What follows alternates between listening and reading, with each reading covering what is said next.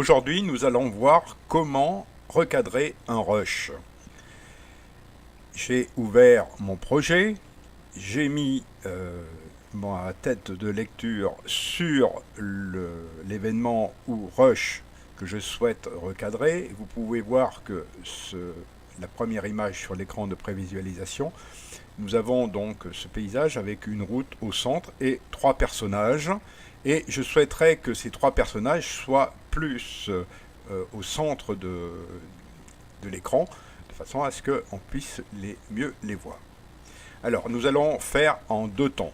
Le premier temps, nous allons faire recadrer le rush de bout à bout, avec la même définition de bout à bout, et je vous ferai voir ensuite comment on peut faire pour faire un système qui peut être dynamique, c'est-à-dire on va commencer le rush sur sa définition initiale et au fur et à mesure nous agirons comme un zoom sur le rush. Pour ouvrir la fenêtre concernant le recadrage, il suffit d'aller sur le rush lui-même, le sélectionner bien entendu, et vous avez ici une petite icône avec un losange.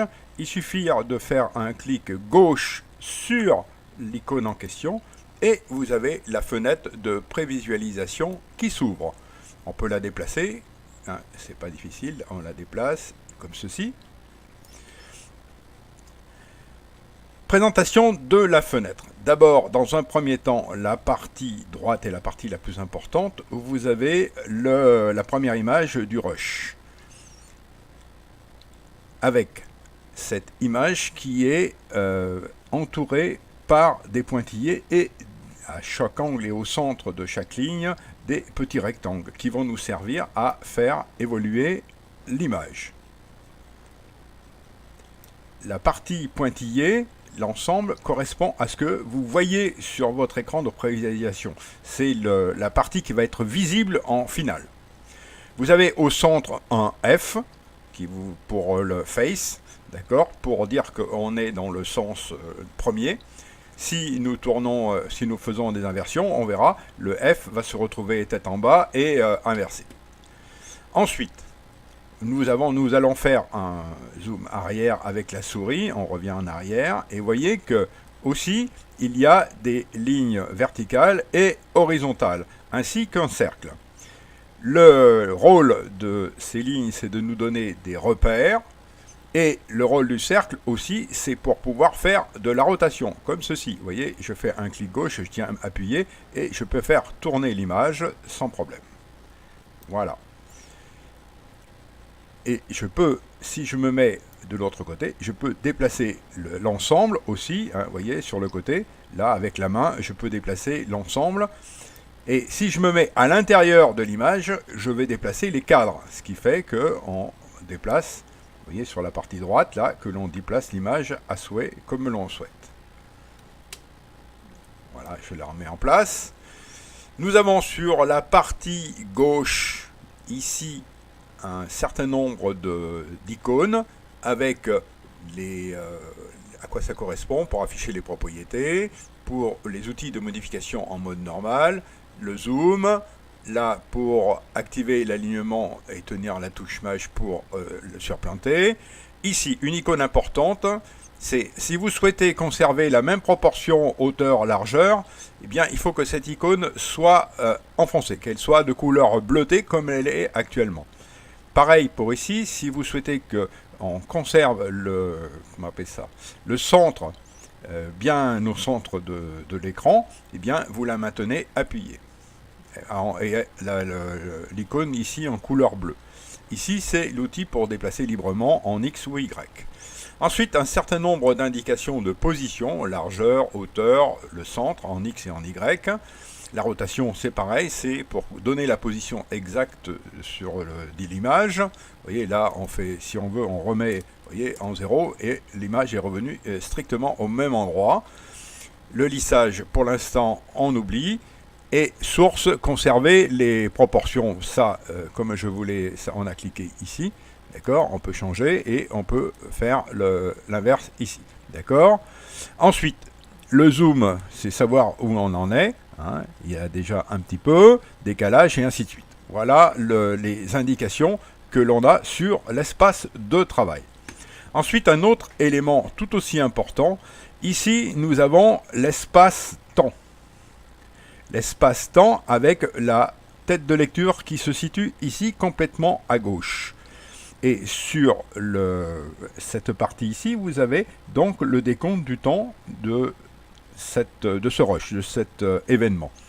Et ici, sur cette ligne qui est ici, juste avant avant cette barre, nous pouvons placer des éléments qui vont nous permettre, qui vont nous servir de repères sur lesquels nous allons pouvoir agir sur l'image. D'accord ? À partir de ces repères, on crée un élément qui va nous permettre de modifier durablement l'image. D'accord ? Et sur toute la longueur du rush.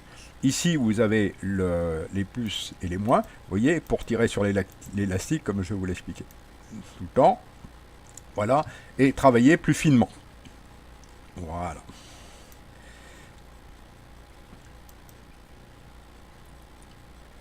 Voilà le fonctionnement. Ensuite, ici, en dessous, vous avez, pour aller d'un point de repère à un autre, vous avez un certain nombre de flèches. Et la création de ces points se fait par les plus ici, et le retrait de ces points peuvent se faire par ce moins. Donc, comment agir ? Eh bien, c'est simple.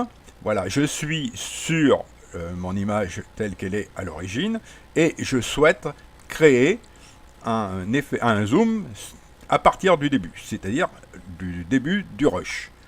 Je vais prendre mon image sur un coin comme ceci, et je vais rétrécir de façon à amener, voyez, si je décale légèrement, vous avez pu voir que les personnages ont changé. Voilà, ils sont plus tout à fait au même endroit. Vous voyez, je peux agir sur ce qui est visible sur la partie droite. D'accord ?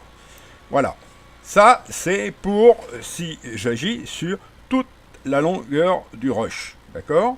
Je laisse comme ça et ça sera de la même façon. Au même titre que je peux faire tourner, vous voyez, l'image sans problème.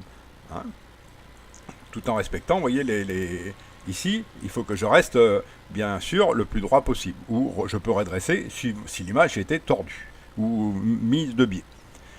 Voilà, donc ça, c'est la première chose. Donc maintenant, je vais essayer de vous faire voir comment on fait pour agir. Je remets l'image comme elle était au départ.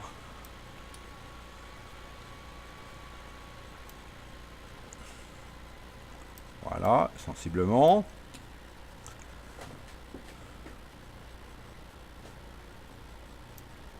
Voilà. Maintenant, je vais agir différemment. C'est-à-dire que je souhaite que le rush soit plein, comment on appelle ça, comme ça au départ, tout à fait à l'origine. Et ensuite, je vais faire un effet de zoom. Donc, je vais mettre sur la ligne de temps, comme je vous l'ai expliqué, je vais mettre un repère. Je vais bouger la tête de lecture, comme je voyais là, j'ai bougé la tête de lecture, et je vais rajouter un repère. Et à partir de ce repère, je vais modifier l'image. Voilà. Je vais rajouter un autre repère un petit peu plus loin, même beaucoup plus loin. Voilà.